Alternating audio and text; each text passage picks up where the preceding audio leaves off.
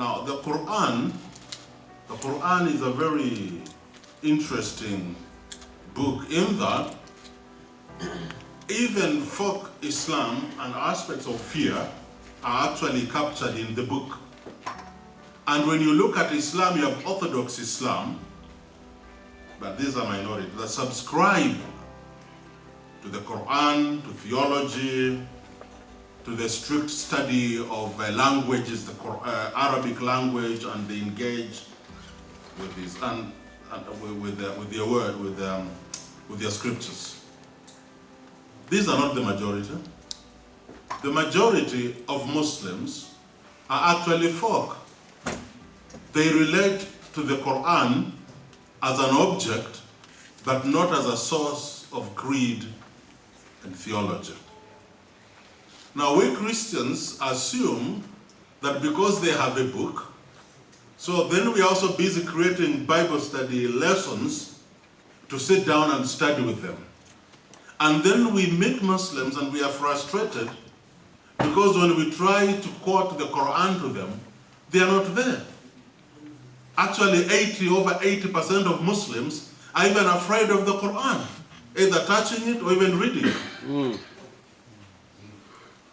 So, when we strategize to engage with Islam and to reach Muslims, we need to invest a lot of study and thinking into the folk aspect of Islam.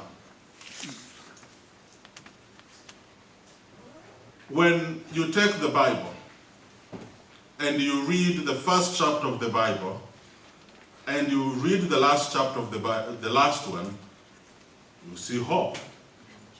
You see there's a direction. You see you're going somewhere. You're encouraged. But if you read the Quran and you take the first chapter, you hear the voice of one who is seeking and not sure of which is the straight path. And then when you go to the last two chapters, they are very short chapters with 5 and 6 verses. And you go to the last two chapters of the Quran. Chapter 1:13 and chapter 1:14. Chapter 1:13, Falaq. Say, I seek refuge with Allah, the Lord of daybreak, from the evil of what he has created, and from the evil of the darkening night as it comes with its darkness, or the moon as it sets or goes away, and from the evil of those who practice witchcraft when they blow in the knots, and from the evil of the envier when he envies. This is not a good ending of a book. After reading this whole book, all Quran, and you're coming towards the end, this is what you read. You end in fear. You have no solution. And this is Muhammad. And then you move to that's only 5 verses. Then you move to the last chapter, which has 6 verses.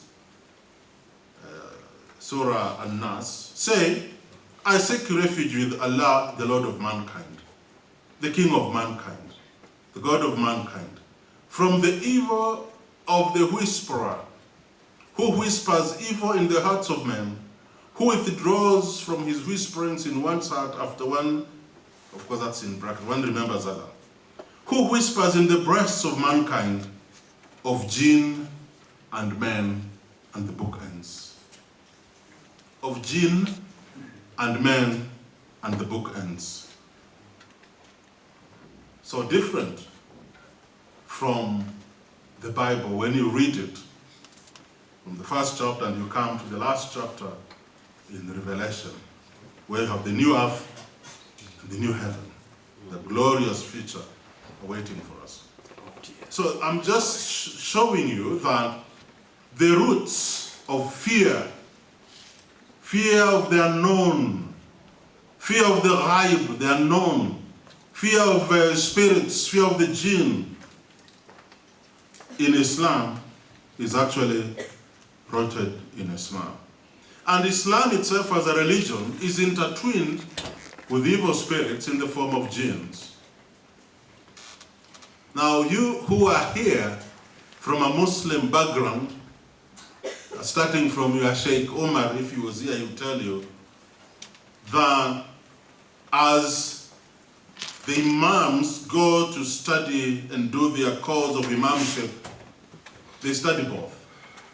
They study proper doctrine and creeds, but also they study the other bit that also relates to the spirits, to the jinn. Don't be surprised, and you can find out from a number of Muslims that when they were getting married in Islam, they were also given an opportunity and even asked, and even it was recommended to them that now that you have gotten married, there's another step that you can go, and that is for you as the newly wed man, you can also be wedded to a jinn wife, and also to the wife as well, and your wife can also be wedded to a jinn man, a jinn husband. So that then you have, as a wife, you have both a husband, a human being, and a husband, jinn. Okay? These are practices that happen. And so the nature of Islam itself, because of the jinn, and you have a whole chapter of the Quran, Surah 72, Surah Al-Jinn, the Surah of the jinns. The way they approach the jinns, some of the jinns are said to be Muslim, and others are still kafir. Those jinns have names. And so, the cosmology of folk Islam is quite elaborate.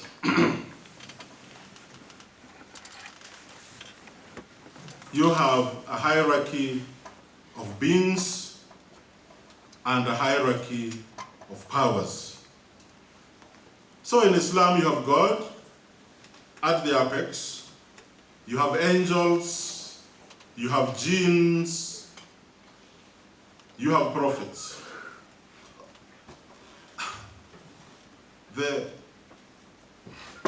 When you dig deep in the writings of Islam, they'll tell you the angels are created from fire and the jinns are created from smoke, but they are all beings. Then you have the prophets, you have the dead saints, you have the spirits, ancestors, the living dead, the holy men, the humans, animals, and then plants. And then you have a hierarchy of powers. You have the faith, then the Quran, then the magic, the sorcery, the divination, the astrology, the blessings, the evil eye. This is quite something. When you go to Muslim lands, you will find key rings or whatever small artifacts with an eye, or maybe a hand like that with an eye drawn in, the graphic of an eye. And that is to help you ward off the evil eye. And then the omens, vows, and curses, dreams, vision, herbs, drugs, natural forces. So it's quite. So there are a lot of things that actually cause fear in the realm of Islam. And then to compound it, the polygamous family, which is a feature of Islam, except a few countries whereby they adhere to monogamous marriages, but most of Islam is polygamous. All these things are to be found there. The women, the wives competing, and evil eye, and the fears of the magic and sorcery, and going against one another. It's difficult lives.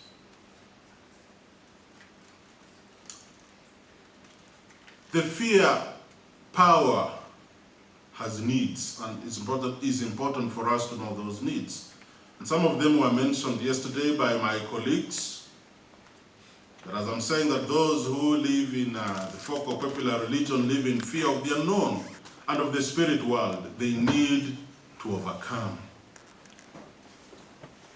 And for them to overcome, these are part of their needs. Their needs are many.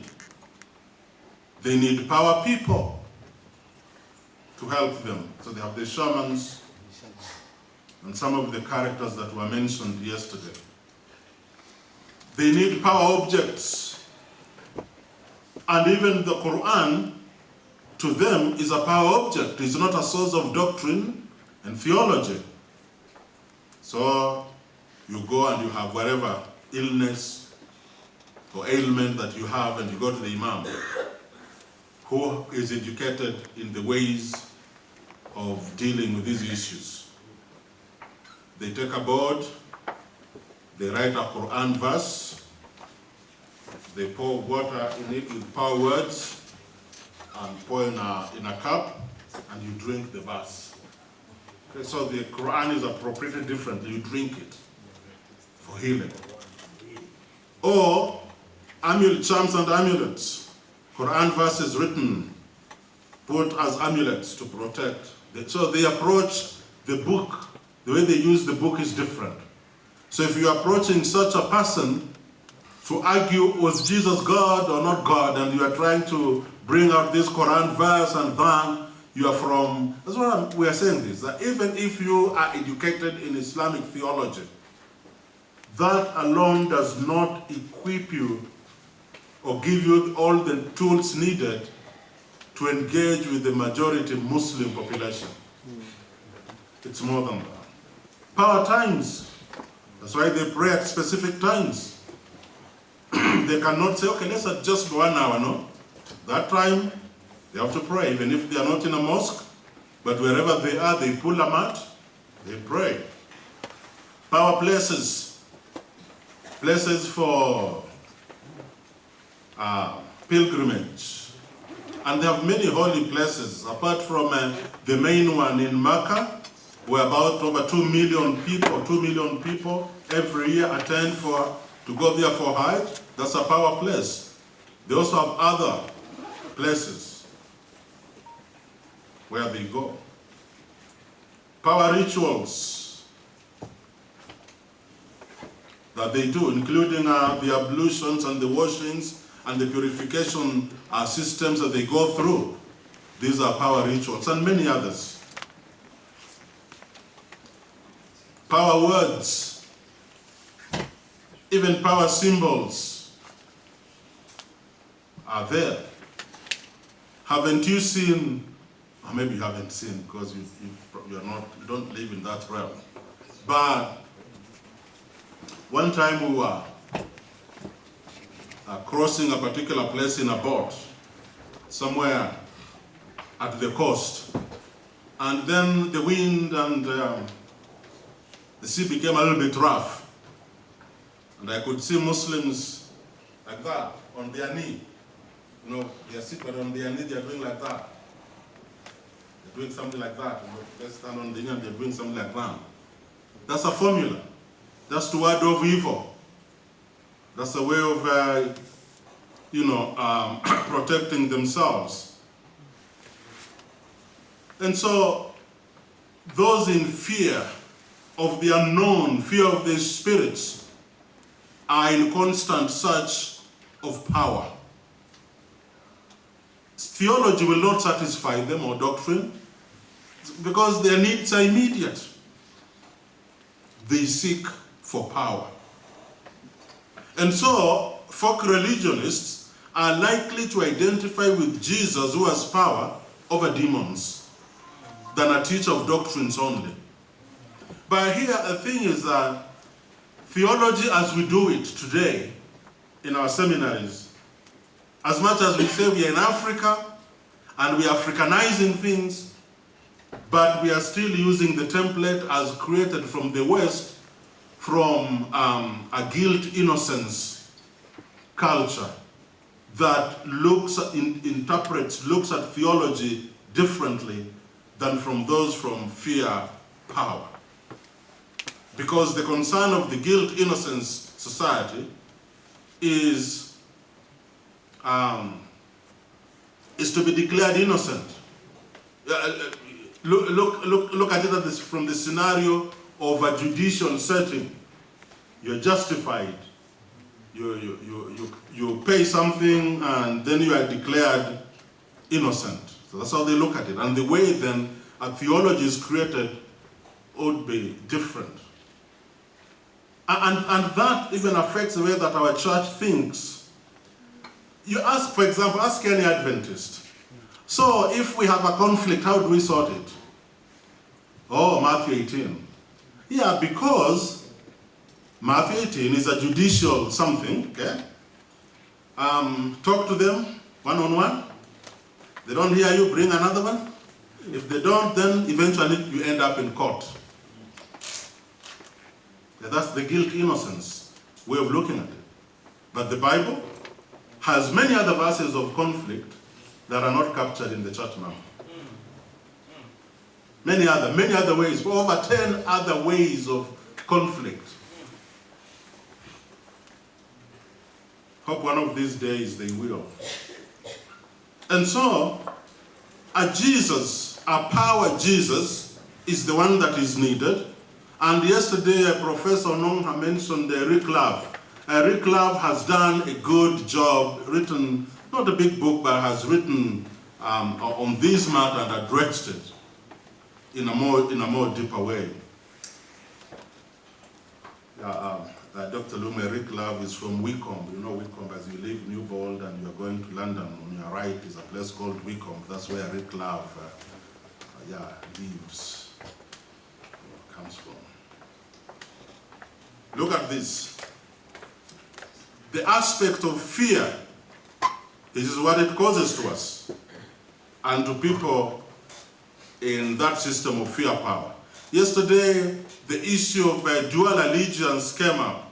But dual allegiance is a result of fear and how to get power to overcome fear. So now let me, Chinua Achebe in his book, Arrow of God, published in 1974.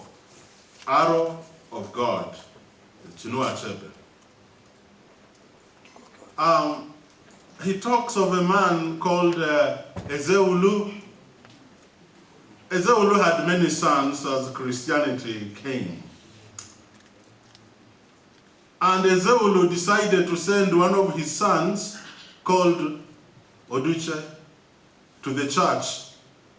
Even though he was the chief priest of Ulu, the local deity, Ezeulu wanted Oduche to go to church because, this is what he said, and I quote, "I want one of my sons to join these people and be my eye there. If there is nothing in it, you will come back. But if there is something there, you will bring home my share. The world is like a mask dancing. If you want to see it well, you do not stand in one place."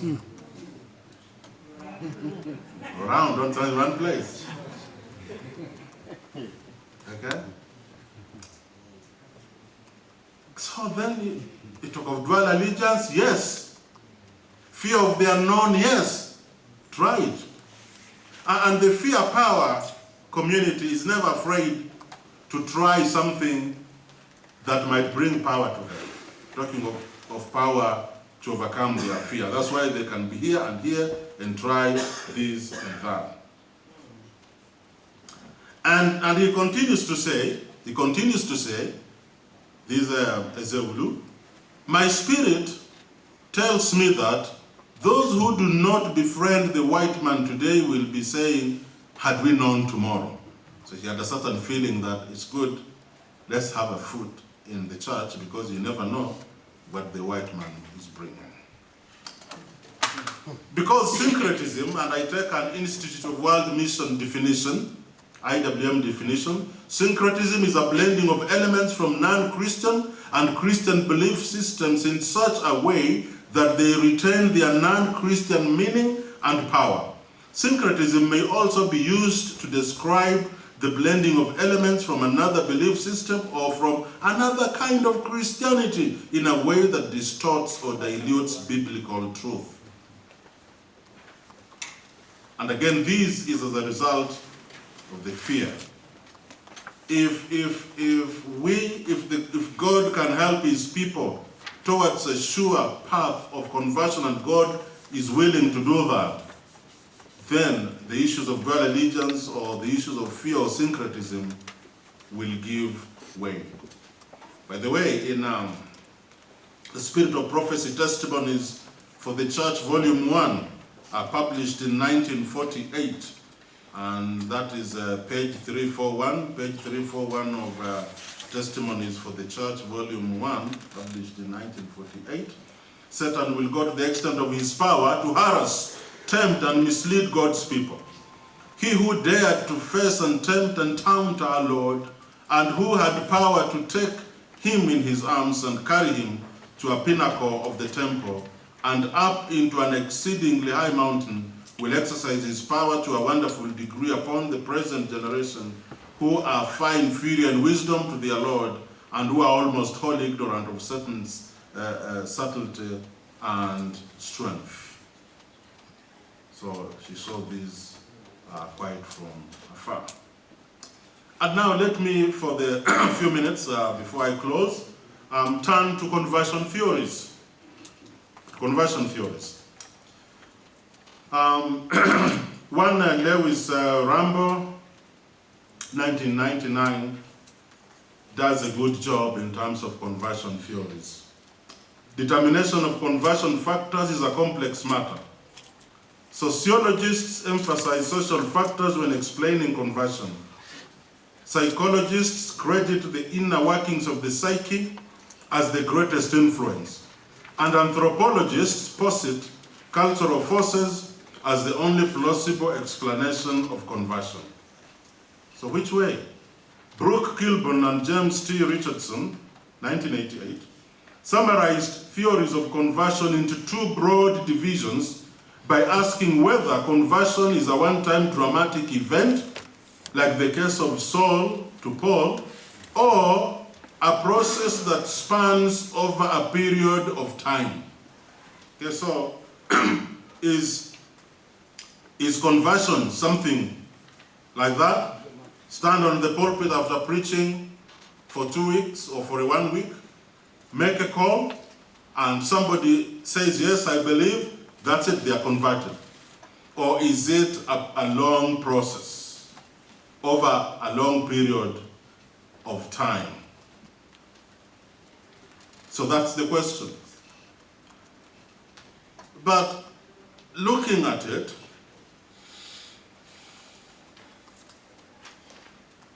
animist people, and now that we are talking of dual allegiance and we're still struggling with it, even after many decades of conversion, certain practices are still being held upon.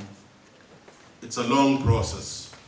Conversion is not a one-day event, and it can take through generations to convert an animist or a fear power or a folk religion from where they are to full belonging in Jesus Christ. It can span over one generation. As we are here, how many of you are directly converted from animist? No, maybe none, okay? How many of you came from another world religion? They are. I see some that came from Islam, you are here. I see Adventists who are once Catholics or whatever, now the Adventists. And it could be that, if I look at myself, my conversion until today is something that has taken many, many years. From my great-grandfathers, forefathers, who are completely animists and roaming with their animals settled here and there, and worshipping the ancestral God. And then my great-grandfather, We have no evidence that he ever attended any church worship, but he was called Jacob. So for some, maybe 18 something or at the turn of the century, whatever, as the Europeans were coming in, got that name. But then his sons, who are my grandfathers, then they became Catholics. So they attend church. Some of them went to school. And even one of them got good education, went abroad, studied, worked in a higher place with government. And others, and others had some form of Christianity in a way. They had Christian names, what you call Christian names. And they also attended church. They did that. And then came my fathers. These were more serious. These were more regular. And then me. And then my son is different from me. So for me, I see it as conversion not starting with me as an Adventist, but it goes back and is gradual. And certain of those practices, when I look back and as I talk, even to people in the village, and ask about certain things, many things have been discarded gradually due to sociological changes, economic changes, increased awareness and education, exposure, globalization, even the coming of this cell phone is another thing that has changed certain things. And so conversion is a process. I see that I have about probably 3 minutes to go, or 3 or 4 minutes. Let me use those to scroll and see, okay.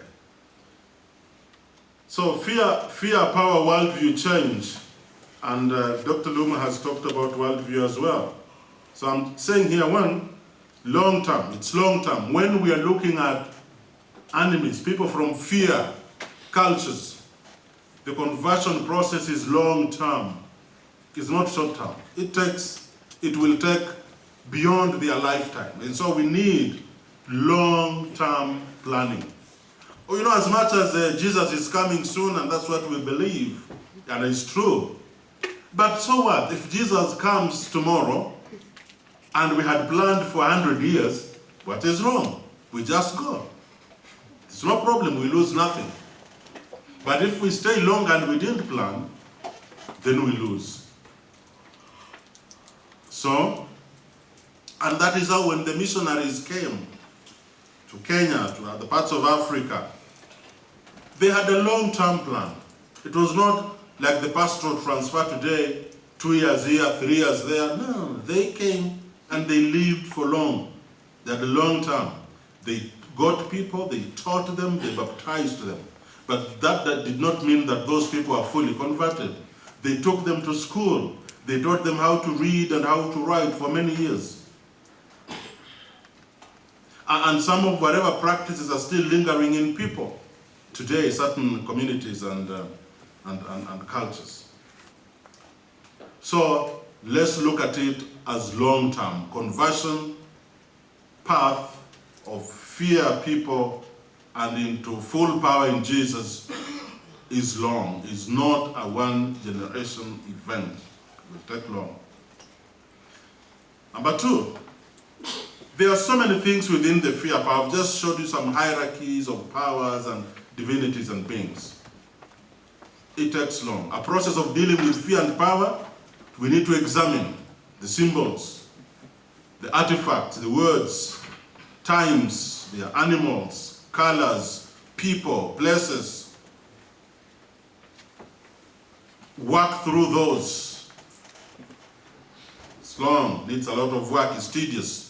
It's not a 2-3 weeks evangelistic campaign. I know somebody asked us, who is wanting these numbers and why do we need them?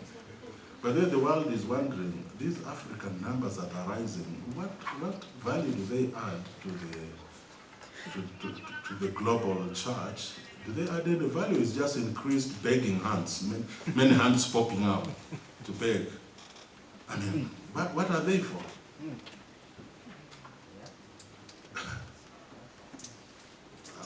And you know they are rising. If you look at the statistics, Africa is now 42% of the church population, of the membership, 42%. The time it hits 50, soon it will hit 50. Hits 50, then the church will look like the way Africa looks and thinks. And is Africa ready to embrace the challenges of the world? Because we don't think global. We don't. We think that we think global, but we don't in terms of mission. We're always thinking of our villages, we're always thinking of our countries, we're always thinking of ourselves. But a time is coming when the church is majority Africa.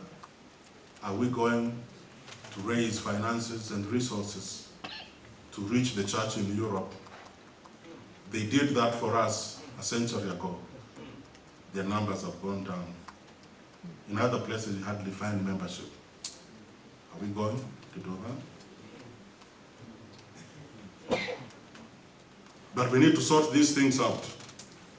If we are still in dual allegiance and struggling, like in my class here, here on this campus, one pastor student said this to us, and those who are in that class have a number of students here, you remember. And he said he was posted to a new district. So he embarked on visiting. I see you are writing, it's 5 minutes or 2 minutes, so my time is up. Anyway, so he was visiting. And one of those days, as he ended his visit with visiting with his elder, and it was a bit late and he was using a bicycle, the elder said, "My pastor, it is rather late now, and are you going to go home with your bicycle?" I said, "Yeah, sure, I'll be able to ride my bicycle home." I know those who were in my class are laughing because my class are David. So, I said, "Yeah, I have a spotlight, I think I'll be able to." He said, "No, I have another means of transport," the church elder said. "You come to my house, wait here, wait outside here." So the elder went into the house and came up with a skull of an animal like an antelope.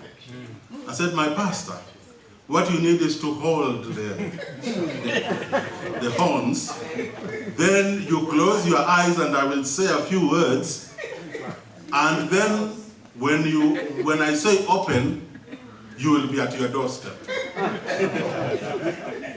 The pastor said, "What? Satan, this is Satan." The elder was shocked, said, "Pastor, I thought you are a grown-up, you're a mature person. It seems you are still a boy, you don't understand. Okay, you go. Let's see if you reach. You go. Go your way." So the pastor started to cycle his bicycle.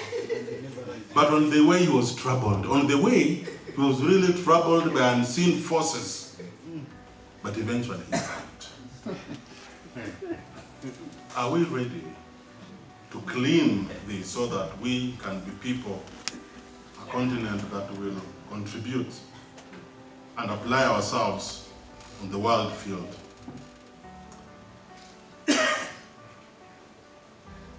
We need long-term plans that span many years, even if Jesus is coming soon. The path of conversion from fear to power is long and has a lot of things there that we need to sort out. It's not just the Bible teaching. It's not just even presenting the Jesus of power, which of course is sufficient, but also pointing those things that attach us and cause fear and working through them.